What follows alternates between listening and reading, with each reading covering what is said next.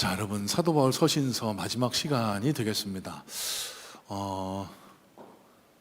성가대 찬양이 더 오늘따라 은혜가 되는 것 같아요. 성가대 찬양을 마칠 때쯤 보니까 여기저기서 눈물을 훔치시는 분들이 좀 보여서 정말 너무 감사하다는 생각이 들면서도 또 제 안에 이런 생각도 들더라고요. 야, 이거 큰일 났다.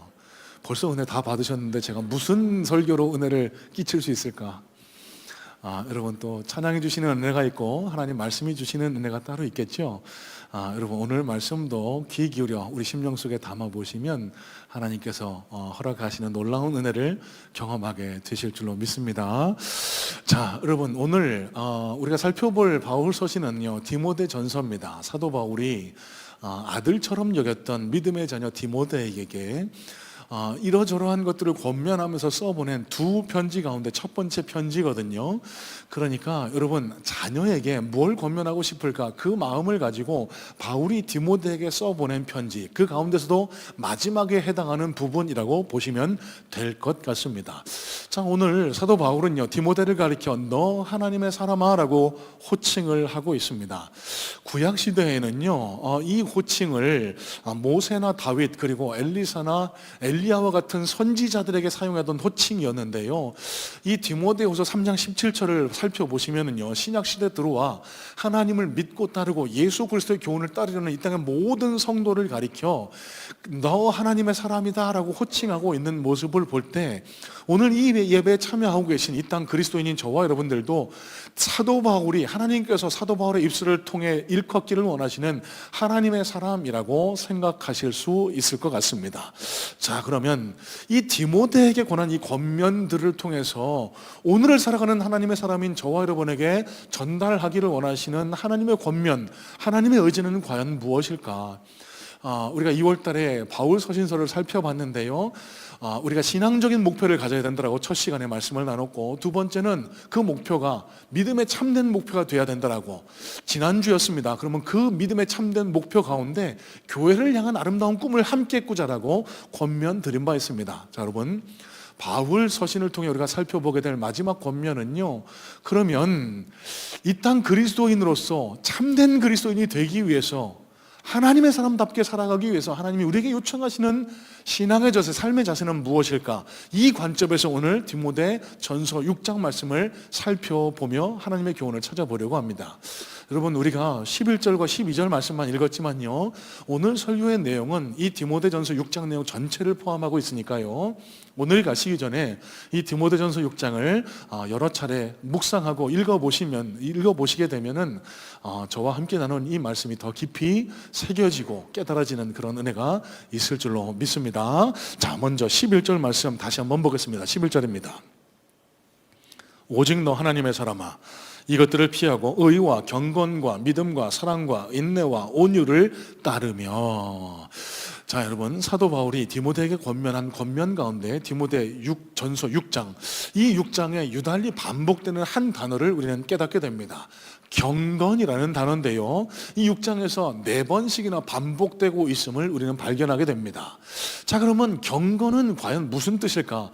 왜 이 경건이 중요하길래, 경건이 무슨 뜻이길래 바울이 여러 차례 반복해서 디모데에게 권면을 했던 것일까? 여러분, 많은 그리스도인들이요, 이 경건이라는 단어를 쉽게 오해하고 착각하고 있습니다. 여러분, 경건의 모습은 어떤 모습이라고 생각하세요? 여러분, 용서하십시오. 교회 다니면 볼 수 있는, 교회 오래 다니신 목사님, 장로님, 할렐루야, 아멘, 믿습니다, 이런 모습들을 가리켜 경건하다라고 생각하실까요? 여러분, 실제 성경이 가리키는 경건의 모습은 이런 모습과는 전혀 다르다는 사실을 아실 수 있어야 됩니다. 헬라 원어로 유세베이아라는 단어를 쓰고 있는 이 단어는요, 영어로는 holiness 혹은 godliness라고 이렇게 번역될 수 있는데요, 이 단어가 가진 뜻은 하나님 앞에 거룩하게 구별된 삶이라고 그렇게 해석해 볼 수 있습니다. 여러분, 주목해 보실 것은 이 경건이라는 단어가 포함하고 있는 근본적인 의미는요, 모습, 태도가 아닙니다. 그러니까 할렐루야, 이런 태도는 전혀 경건의 모습과는 상관이 없고요, 삶의 모습을 가리켜서 경건의 모습이라고 한다. 자, 그럼 이게 뭘 가리킬까요? 진짜 예수를 믿으셨을까요? 신앙생활을 오래 하시면서 예수 그리스도를 내 삶에 품으셨을까요? 그러면은 믿는 사람답게 내 삶 속에서 그 모습이, 믿는 사람의 모습이 드러나고 있느냐 그렇지 않느냐로 경건의 모습을 판단할 수 있게 된다는 사실입니다. 여러분, 그래서 경건은 태도가 아니에요. 겉으로 드러나는 게 아닙니다. 삶 속에서 실천으로 드러나는 것을 경건한 사람이냐 그렇지 않느냐를 판가름하는 잣대, 기준이 될 수 있다는 사실입니다. 유명한 경건주의자였던 윌리엄 로우라는 사람은요, 경건을 이 맥락에 따라 이렇게 정의하는데 한번 잘 들어보세요. 하나님께 드려지고 바쳐진 삶이라고 정의하면서, 경건한 사람은 자기의 뜻이나 자기의 방식이나 세상의 정신을 따라 삶을 영위하지 않고 오직 하나님의 뜻을 따라 삶을 영위하는 자라고 경건한 사람을 정의하고 있습니다. 여러분, 다시 한번 말씀드립니다. 경건한 모습은 우리 겉모양, 우리 거룩한 척하는 걸로 드러나지 않아요. 우리 신영과 장로님 기도하신 대로 삶의 예배로, 예배가 끝난 다음에 일주일간의 삶의 예배로 얼마나 예수 믿는 사람 같이 살아가느냐, 이게 진짜 경건한 사람이냐, 이게 진짜 참된 그리스도이냐 그렇지 않느냐를 판가름하는 기준이 될 수 있다는 겁니다. 자, 여러분, 그러면 하나님께서는 오늘 저와 여러분들에게 경건한 그리스도인, 진짜 그리스도인 되기를 요청하고 계시는데요, 좀 더 세부적으로 오늘 디모데전서 6장 말씀에는요, 어떤 사람이, 어떤 모습이 진짜 경건의 모습을 갖춘 사람인지 세 가지로 갈래로 한번 나누어서 살펴보기를 원하는데, 제일 첫 번째입니다. 앞선 저 3절로 5절 말씀 같이 한번 눈으로 살펴보겠습니다. 디모데전서 6장 3절로 5절입니다. 누구든지 다른 교훈을 하며 바른 말 곧 우리 주 예수 그리스도의 말씀과 경건에 관한 교훈을 따르지 아니하면 그는 교만하여 아무것도 알지 못하고 변론과 언쟁을 좋아하는 자니 이로써 투기와 분쟁과 비방과 악한 생각이 나며 마음이 부패하여지고 진리를 잃어버려 경건을 이익의 방도로 생각하는 자들의 다툼이 일어나느니라. 여러분, 첫 번째입니다. 진짜 예수 믿는 그리스도인, 진짜 하나님께서 인정하시는 참된 그리스도인, 경건한 그리스도인의 첫 번째 모습은 뭘까요? 진리의 말씀을 따르는 자라고 사도 바울은 정의하고 있습니다. 여러분, 저와 여러분들은 하나님의 특별 계신 성경을 믿고 따르는 사람들, 저와 여러분들을 그래서 그리스도인이라고 부르고 있는 것 아닙니까?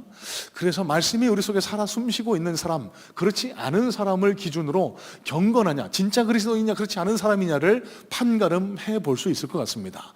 여러분, 권면드립니다. 매일매일 하나님 말씀을 묵상하시고 주일 받은 이 말씀을 일주일 내내 지켜 살아내려 애를 쓰시고, 교회 내에서 하는 여러 가지 성경 공부 프로그램들에 열심을 갖고 참여하시고, 그래서 하나님의 말씀과 날마다 동행하심을 통해 하나님께서 인정하시고 하나님께서 칭찬하시고 상급 주실 만한 진짜 참된 경건한 그리스도인 다 되실 수 있게 되기를 주님의 이름으로 소망하고 축복합니다. 자, 여러분, 오늘 이 말씀을 통해서 우리가 한 가지 경계하고 자세히 살펴봐야 될 한 내용이 있습니다. 진리의 말씀을 따르는 것, 여기에 대해서는 더 부연 설명을 드리지 않을게요. 자, 그런데 이 권면의 말씀을 하면서 사도 바울이 디모데에게 한 가지 경고성의 권면을 합니다. 다른 교훈을 따르지 말라는 겁니다. 여러분, 그러면 이 다른 교훈의 실체는 뭘까요? 그 반대의 진리의 말씀이 있겠죠. 그러니까 교회 내에서 예수 그리스도 십자가 복음을 따르는 주님의 몸된 교회에서 하나님의 진리의 말씀 밖에서 말을 하는 다른 교훈을 주의하고 경계해야 된다. 여러분, 쉽게 말씀드립니다. 이단 신천지 사입이 다른 각종 그런 이단 사상들에 깨어 있어야 된다라고 권면을 하고 있는 거예요. 여러분, 하나님은 우리에게 경고하십니다. 말세가 될수록 다른 교훈, 다른 복음을 전하는 자들이 많아질 거라고요. 그래서 실족하고 미혹되는 자들이 많아질 거라고 우리에게 말씀을 통해 경고하고 계십니다. 특히 이 시대가 저와 여러분들에게 그런 유혹이, 그런 시험이 찾아오기 쉬운 때라고 저는 또 경고의 권면의 말씀을 드리려고 합니다. 여러분, 코로나를 지나면서 우리의 신앙의 농도가 많이 옅어졌다라고 우리는 인정하지 않을 수가 없잖아요. 예전만큼 자주 모이지 못하던 3년 반의 기간을 거친 이후에 아무리 회복을 하고 싶어도 저와 여러분이 옛날의 그 신앙의 모습 그대로 돌아가기는 영 쉽지 않은 일이라는 것을 날마다 느끼며 살아가게 됩니다. 여러분, 이때에 마귀가, 사단이, 이단이 우리의 심령, 우리의 교회를 파고들어서 교회를, 저와 여러분의 심령을 송두리째 뺏어가는 그런 일들이 곳곳에서 일어나고 있다는 사실을 아실까요? 여러분, 어제자 신문에 나온 기사입니다. 경기일보인가요?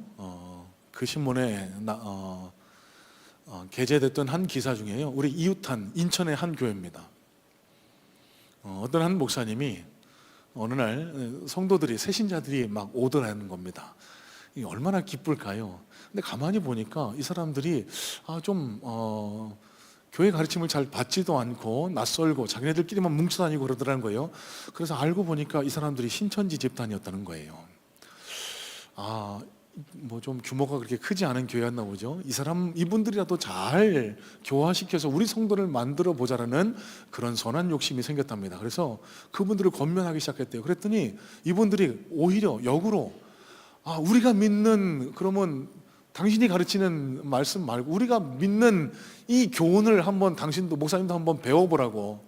그래서 궁금하셔갖고 그들이 공부하는 신천지 공부방에 가셨대요. 자기가 가서 배우면 이분들을 잘 교화시킬 줄 알고. 그러다가 이 목사님이 넘어갔답니다. 얼마 전에 교회 간판을 신천지 증거장막으로 교체하고, 자기와 함께 신앙생활하던 동료 목사님도 신천지로 끌어들이기 위한 전도자가 되었다는 기사가 어제자 경기일보에 실린 바가 있습니다. 목사님, 코로나 지나면서 이단 신천지가 코로나의 온상지로 주목받아서 요새는 좀 덜한 거 아닙니까? 아니요, 더 활개를 치고 있다고 여겨집니다. 왜요? 마지막이거든요. 이만희 곧 죽을 날이 얼마 남지 않은 것 같아요. 발악을 하고 있는 것 같습니다. 특별히요, 요즘이 참 위험한 게, 저희 교회 같이 이런 훌륭한 성도님들을 모시고 자리가 잡힌 교회들은 그나마 안전한 보호막 속에 보호받을 수 있지만요, 상대적으로 어려운 교회들, 성도수가 많지 않은 교회들, 개척교회들, 여러분, 성도수가 급감하고 있습니다.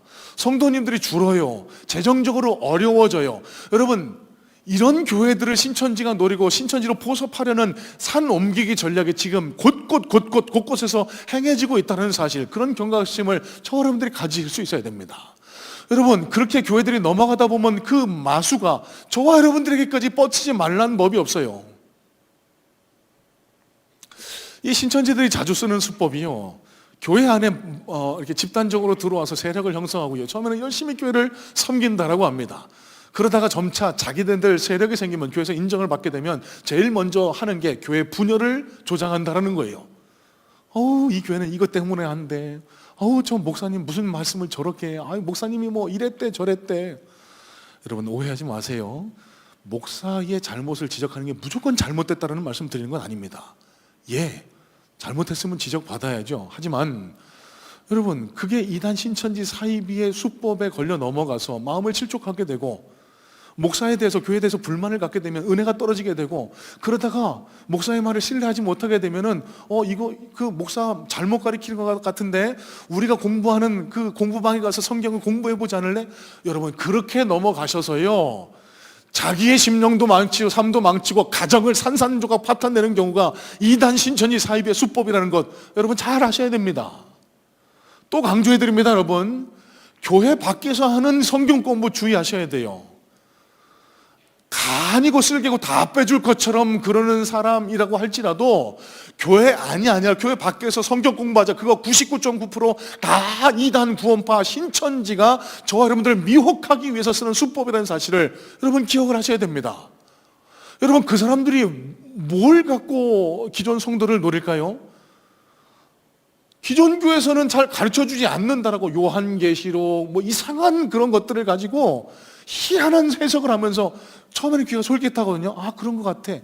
예언을 하는 것처럼 느끼기도 하고 신동방통하게 느끼게 하고. 여러분, 작년 연말에 우리가 2달 반에 걸쳐서 요한계시록 강해를 진행을 했습니다. 여러분, 그 강해를 진행하면서 제가 누차 드렸던 말씀이 있지 않습니까? 계시록이 무섭고 두려운 말씀이 아니라고, 신비로운 책이 아니라고. 말세를 살아가는 그리스도인들에게 소망과 용기를 주기 위한 책이라고. 이 계시록을 희한하게 자기 뜻대로 해석해서 원숭이 엉덩이는 빨개, 빨가면 사과, 사과는 말씀, 말씀 바나나, 바나나는 기름은 기차 쭉 나가다가 갑자기 이만희는 하나님. 그런 게 이단 신천지 술법이에요. 정신을 바짝 차리지 않으면 속아 넘어가기 십상입니다.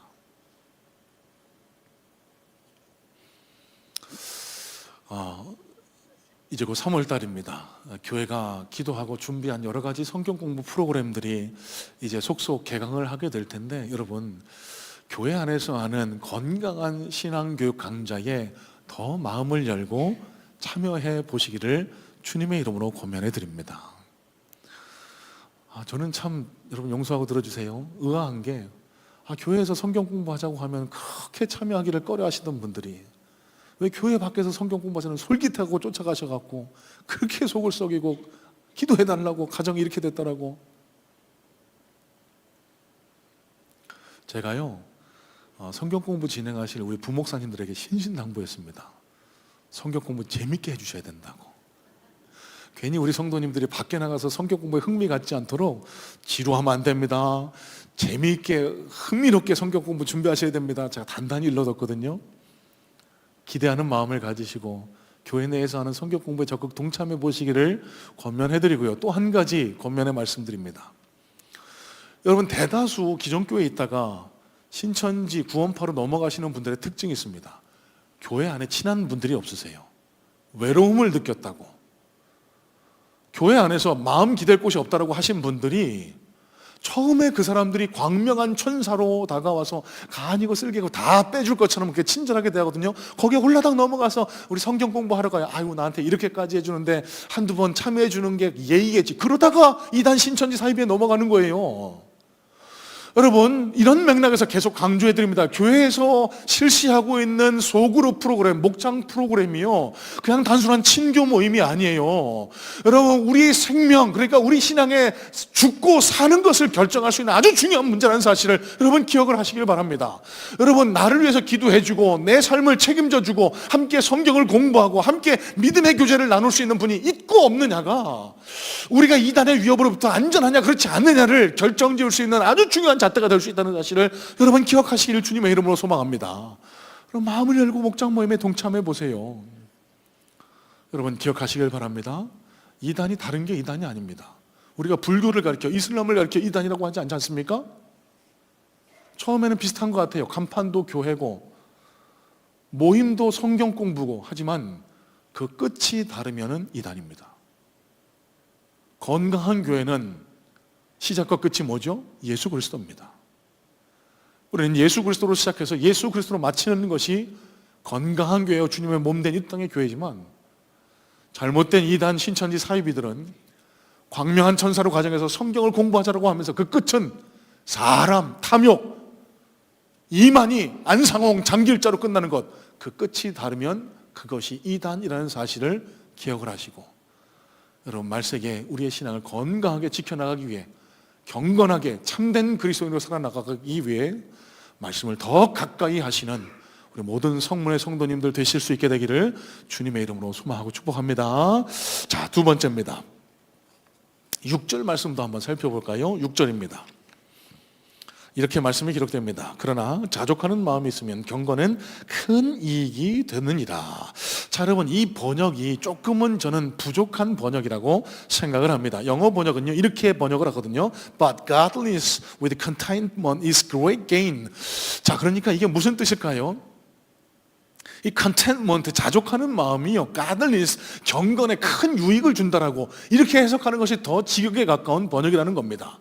그러니까 자족하는 마음을 가진 자가 경건한 자, 하나님께서 우리에게 요청하시는 참된 그리스도의 모습이 될 수 있다, 이렇게 6절 말씀을 해석하시는 것이 더 원문에 가까운 번역이라는 사실이에요. 자, 그러면 이 자족은 무엇을 뜻할까요? 이 자족이라는 단어는요 헬라 원어로 아우타르케이아라는 단어를 쓰게 되는데요, 영어로는 contentment라는 단어로 치환될 수 있습니다. 자, 이 contentment라는 단어는 마음의 평안의 상태, 그러니까 모든 상황을 초월하여 온전히 마음의 평안을 이룬 상태라고 그렇게 원어적으로는, 사전적으로는 번역을 하고 있습니다. 목사님, 그러면 이거 자족, 불교에서 가르치는 해탈하고 비슷한 거 아닙니까?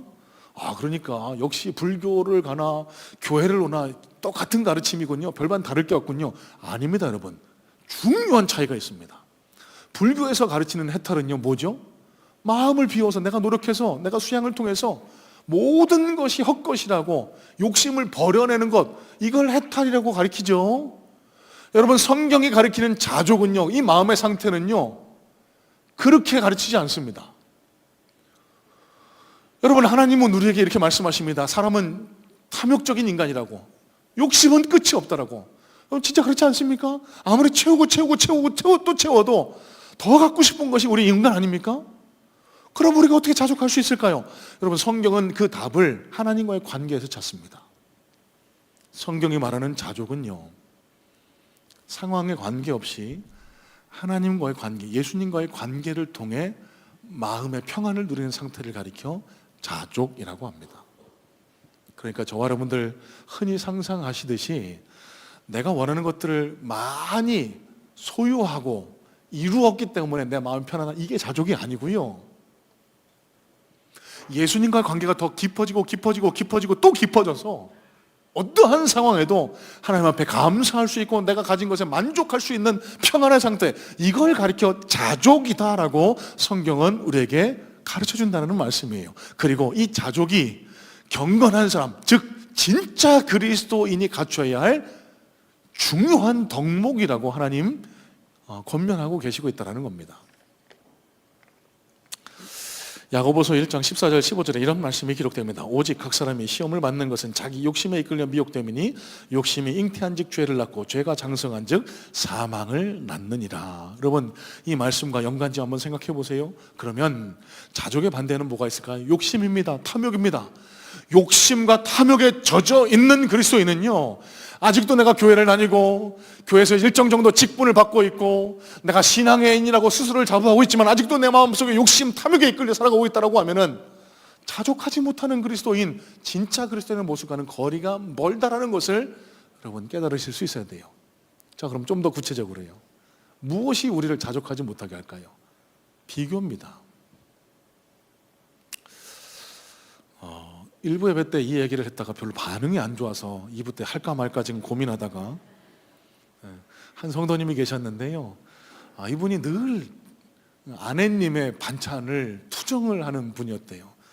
그러면서 늘 그 옆집에 친하게 지내는 친구 부인, 그 재수 씨는 음식을 그렇게 맛있게 하는데 당신도 좀 해봐, 좀 가서 좀 배워와.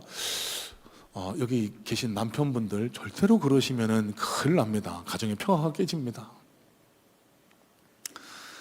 그런데 이분이 어느 날도 여전히 그렇게 타박을 하셨나 봐요. 왜 음식이 왜 이래?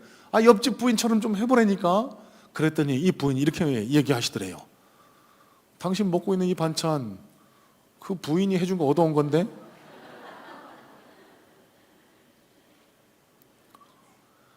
여러분, 이 남편은요, 덮어놓고 비교하는 겁니다.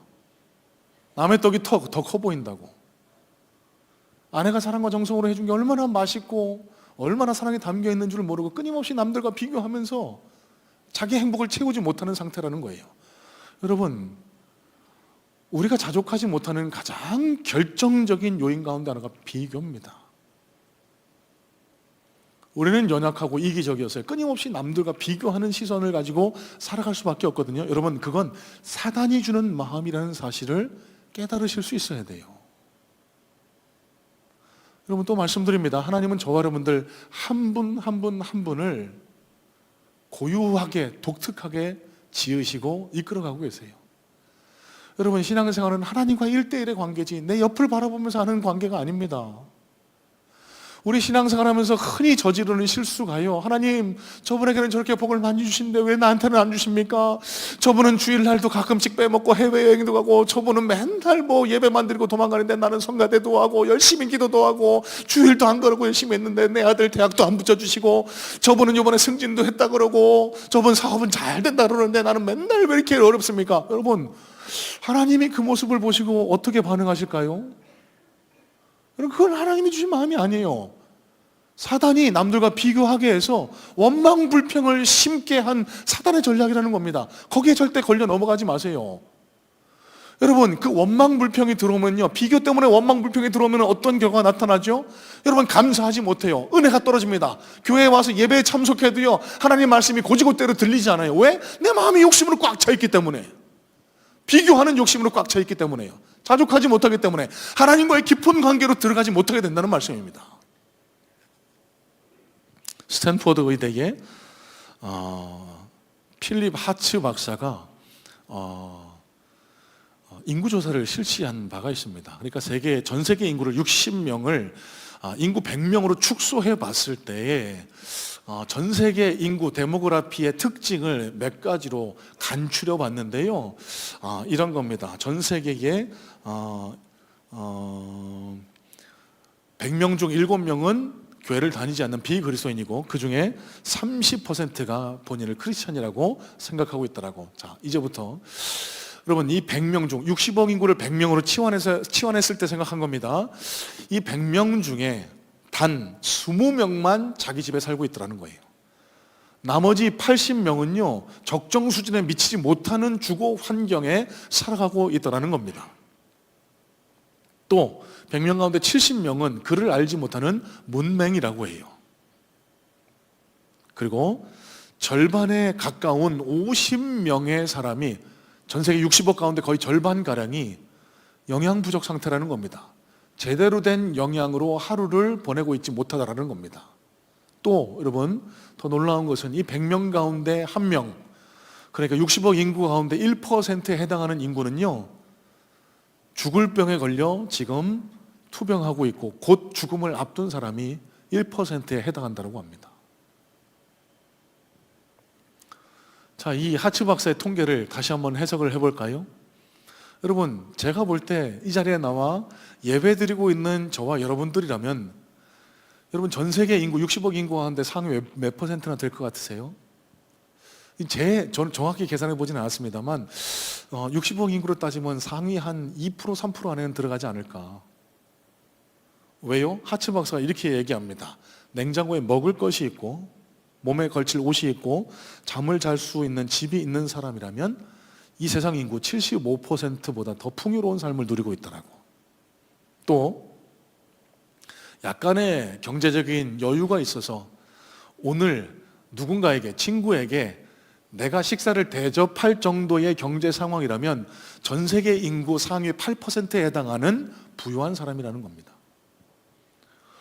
여러분, 오늘 여러분의 부를 마음껏 한번 자랑해 보세요. 내가 점심 내가 살 테니까 가보자고. 그럼 나는 세계에서 8% 이상 되는 부자인 겁니다. 여러분, 옷장에 옷이 얼마나 많아요? 여러분, 연금 통장에 얼마나 많은 재물이 쌓여 있습니까? 여러분, 제가 무슨 말씀 드리고 있는 거죠? 여러분, 제가 고리타분하다 여기실지 모르겠습니다만 하나님 보시기에 저와 여러분은 이미 충분한 복을 누리고 있는 사람이라는 사실입니다. 근데 우리 시선은 너무 좁아요. 누군가를 지정해놓고 목표 삼아놓고 그 사람보다 내가 덜 가졌다라고, 내가 이 정도는 가져야 된다라고 이 탐욕에 이끌려서 자족하지 못하라는 것, 여러분, 이 마음이 하나님과의 관계를 가로막을 수 있다는 사실을 여러분 아실 수 있을까요?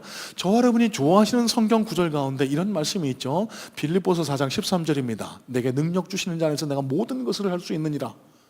여러분, 그래서 가계에 현판으로 액자로 해놓고 그 말씀을 자주 들여다보시고 은혜도 받으시고 그러시죠. 여러분, 그런데 그 말씀을 오해하시면 안 돼요. 이 말씀은요, 하나님께 구하면 다 넘치도록 쏟아부어 주신다 이렇게 해석하면 그 말씀의 절반도 이해 못 하시는 겁니다. 앞선 구절도 살펴보실 수 있어야 돼요. 빌립보서 4장 11절부터 보시면은요, 내가 궁핍에도 처할 줄 알고 풍부에도 처할 줄 아노니 나는 어떠한 형편에도 자족하는 법을 배웠다라고 사도 바울이 그렇게 고백을 합니다. 여러분, 그러면 내게 능력 주시는 자 안에서 내가 모든 것을 할 수 있느냐라는 이 마음의 상태, 이 자족의 상태는 어떤 상태인 줄 아세요? 하나님, 이 모든 것 주셔서 감사합니다. 하나님 그만 주세요. 이게 아니고요. 하나님, 내가 주님과의 관계가 깊어지다 보니 세상의 환경은 어떠하든지 간에, 내가 지금 몸이 건강한 그렇지 않던지 간에, 하나님, 내가 하나님과의 관계를 통해 예수님과 동행하는 것이 너무너무 행복하고 기쁩니다. 하나님, 오늘도 나와 함께 통행해 주셔서 감사하고, 오늘 내가 주님 앞에 나와 예배 드릴 수 있음에 감사하고, 내가 하나님의 사람으로 오늘 하루를 살아 숨 쉴 수 있는 것에 감사합니다. 여러분, 이게 하나님이 가르쳐 주시는 자족의 상태라는 것을 아실까요? 비교하는 게 아니에요.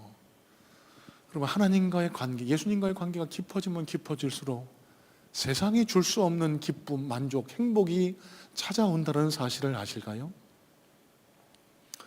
여러분, 지난 주간에 광고 드린 대로 월, 화, 수 3일 동안 우리 사역자님들 전부 모시고 강원도 일원에서 사역제 수련회를 진행을 했습니다.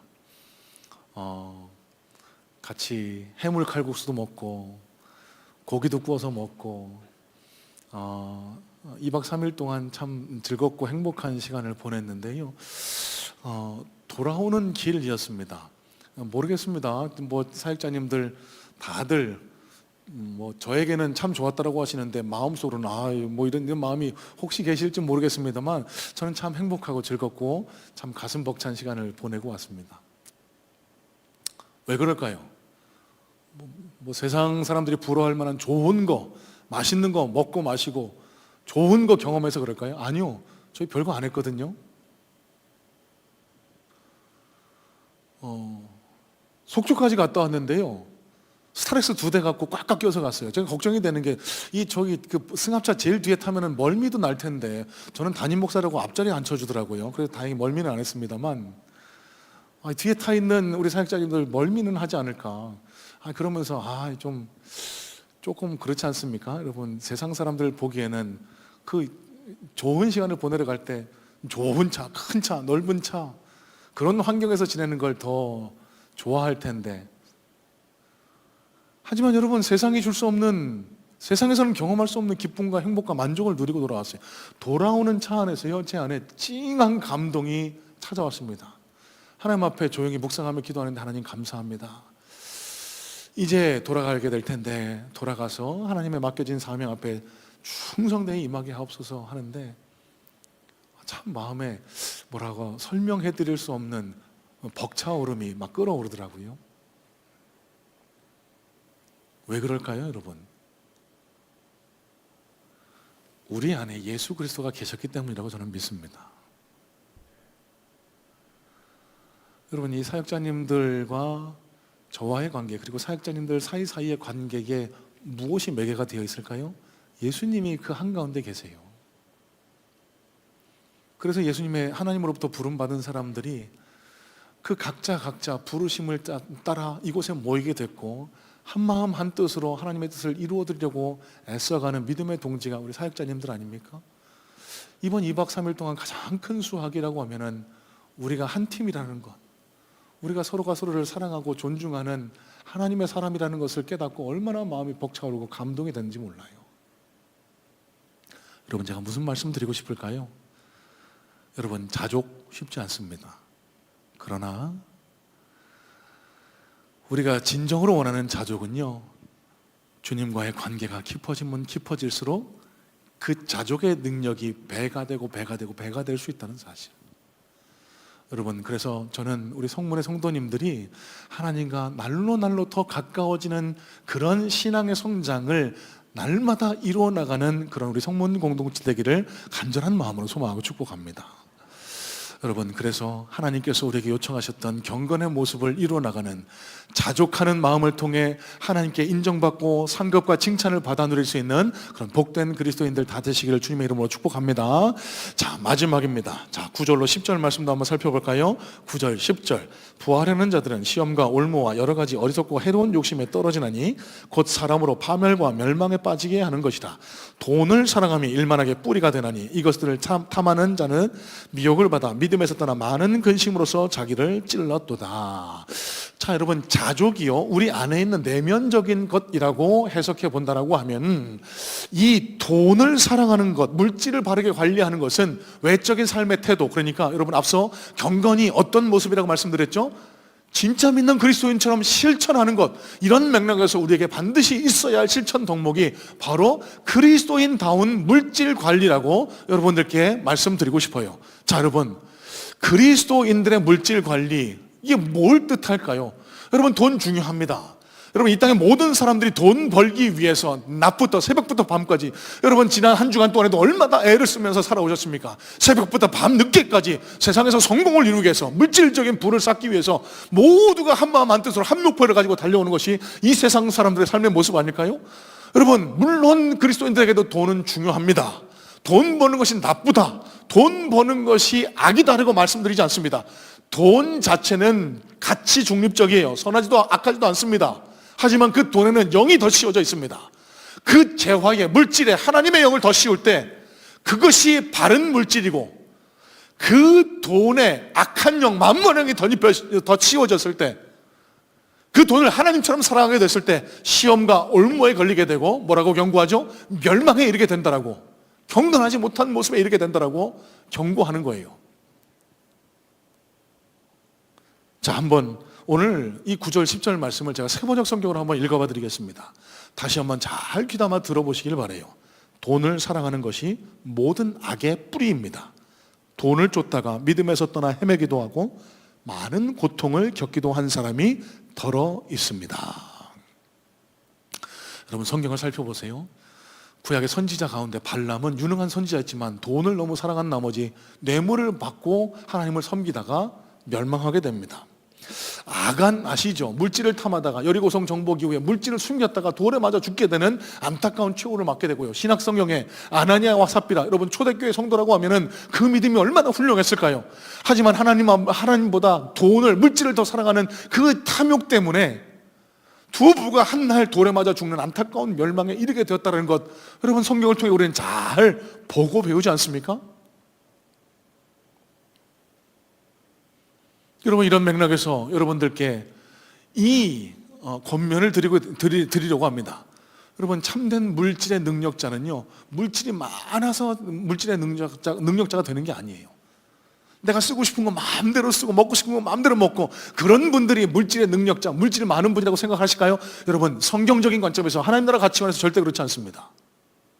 참된 물질의 능력자는요, 물질에 매여서 끌려다니는 사람이 아니고요, 물질을 지배하고 통제하고 물질을 하나님 뜻에 따라서 컨트롤할 수 있는 분이 진정한 물질의 능력자입니다.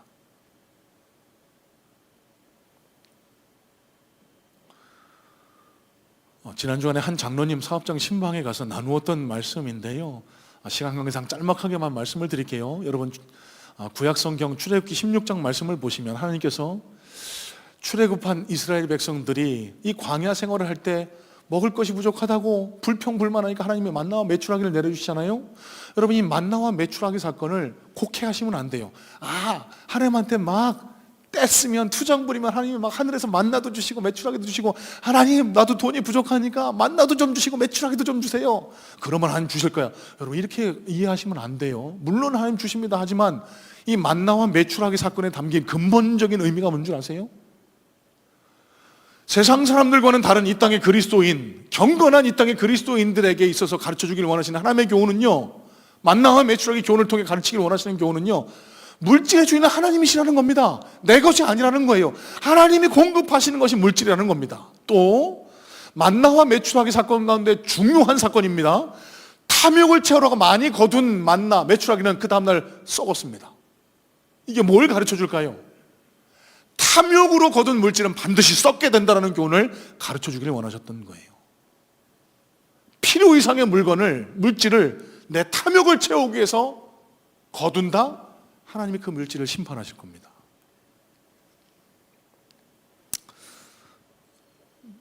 제가 덴젤 워싱턴 예화를 종종 듭니다.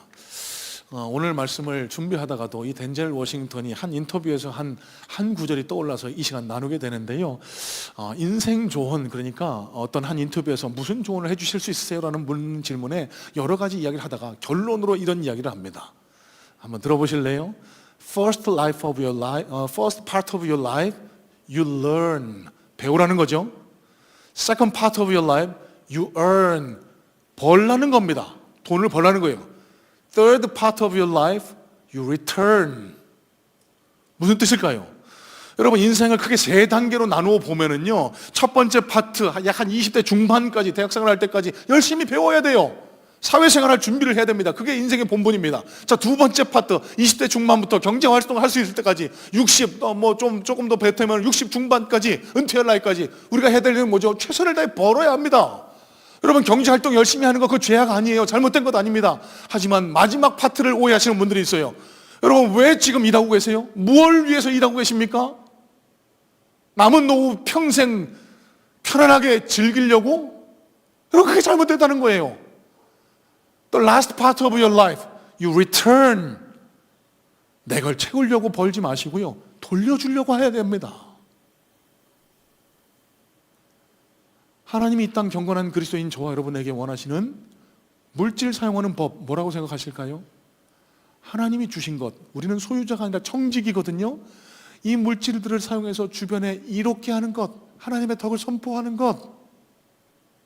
여러분, 이게 하나님의 사람들이 물질을 사용하는 방법이 되어야 한다는 겁니다. 여러분, 이런 맥락에서 저와 여러분의 물질 생활을 한번 점검해 보시길 바랍니다. 내가 소비하는 물질 가운데 과연 얼마나, 어느 정도의 부분이 하나님의 뜻에 따라 사용되고 있을까요? 온전히 나를 위해서만 내가 번 돈을 사용하고 있다? 여러분, 하나님이 원하시는 경건의 모습과는 아직 미치지 못한 그런 상태임을 우리가 깨달으실 수 있어야 됩니다. 미국의 영성가입니다. R.A. 토레이 목사님이 이런 이야기를 하신 적이 있습니다. 성경에 세계적으로 여러 가지 번역본이 있습니다. 그렇죠. 영어도 있고 라틴어도 있고 독일어도 있고 세계 각 나라의 번역이 있죠. 하지만 토레이 목사님의 주장입니다. 가장 위대한 번역본은 자기 스스로의 삶으로 성경을 번역하는 번역본, 그게 진짜 가장 위대한 번역본이라고 그렇게 이야기를 한 바가 있습니다. 여러분, 이 목사님의 말씀에 따르면 저와 여러분들도 하나님의 진리의 말씀을 우리의 삶으로 번역해 가며 살아가는 이 땅의 그리스도인들 가운데 하나입니다. 그러면 저와 여러분들이 하나님 앞에 경건한 그리스도인이냐 그렇지 않느냐 어떻게 판가름 날 수 있을까요? 하나님이 주신 말씀을 우리가 삶으로 어떻게 번역을 했느냐, 그거에 따라서 우리가 경건한 사람이냐 그렇지 않느냐가 판가름 나게 된다는 겁니다. 주일날만 몸만 와서 잠깐 거룩한 태도로 예배를 드리는 것으로 만족하는 자, 여러분, 하나님이 결코 경건한 사람, 진짜 그리스도인이라고 인정하지 않으실 거예요. 하나님께 받은 말씀을 삶 속에서 실천해내려고, 이 말씀을 내 삶 속에 녹여내려고, 이 말씀을 번역해내려고 애쓰는 자, 하나님께서 경건한 그리스도인이라고, 네가 진짜 그리스도인이라고, 네가 참된 나의 제자라고 인정하시고 복 주시고 삼극과 놀라운 복의 복을 허락해 주실 줄로 믿습니다. 여러분, 저는 소망합니다. 우리 모든 성문의 성도님들이 각자의 삶을 통해 이 말씀을 일주일 내내 번역을 해 나가실 텐데, 하나님의 말씀을 실천하는 참된 번역본이 저와 여러분의 삶을 통해 쓰여질 수 있게 되기를요, 그리고 저와 여러분의 삶이 하나님 앞에 경건한 자냐 그렇지 않느냐 판가름 받게 되는 기준은 우리가 이 받은 말씀을 어떻게 삶으로 번역해내느냐, 우리의 의지에 전적으로 달려있다는 사실을 기억하시기를 주님의 이름으로 축복합니다.